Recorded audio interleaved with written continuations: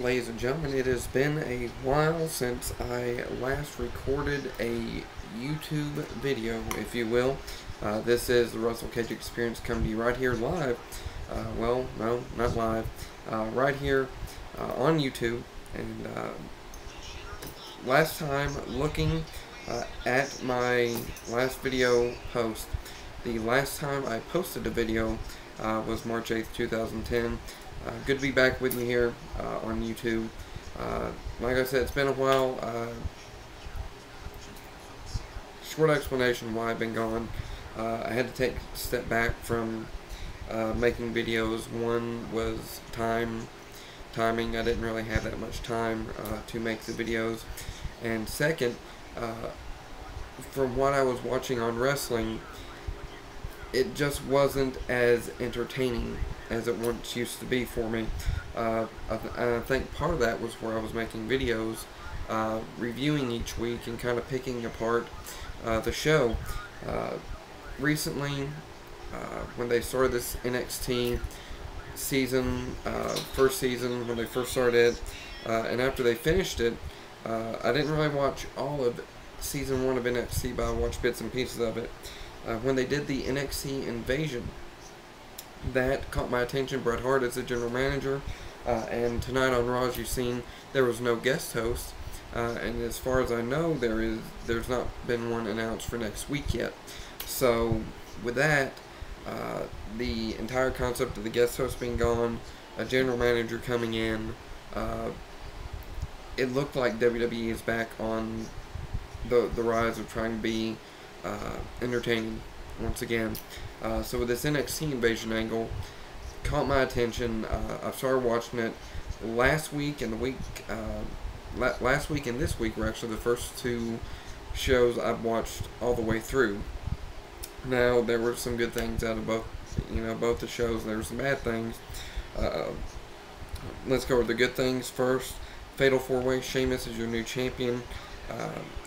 I like that they don't have the title on Cena. I like that they didn't put it back on Cena tonight, directly after him losing it last night at the Fatal 4-Way pay-per-view. But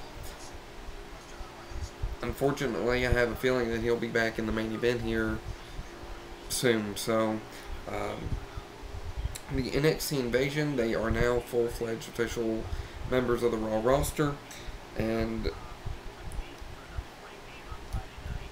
I think that they're doing a good job with this angle to an extent. I really like the idea of them attacking each week. And you know, the past few weeks they've made a big full-fledged attack on the Raw roster. Specifically John Cena. So making them members, I think they could have went a little bit further with it, but you know, that's just me. So we'll have to see where it goes next week. We have a new GM, an anonymous GM, Bret Hart, of course, fired.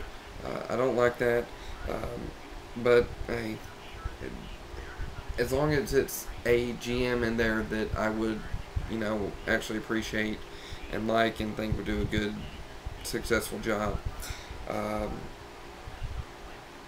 The one other thing that I didn't like is when the NXT guys came out to explain themselves, they took away from the Natalya, Neidhart, and Tamina match, and that looked like it was building as a good match, and then they come out and just, but then, and this is no bearing, nothing wrong with the Eve and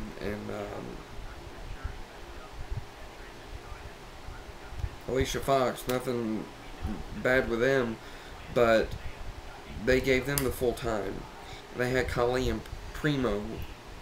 I think they should have maybe interrupted during that match, and that been a singles match between Eve and Alicia Fox. But hopefully next week we'll see a return match of Natalya versus Tamina. I like where they're going with the kind of going in the tag team division with the Usos and the Hart Dynasty feuding. So those are just a few of my thoughts here. Good to be back. Hopefully we'll continue watching in the following weeks and get something going here on YouTube once again. So you guys take it easy. Have a great night. Peace out.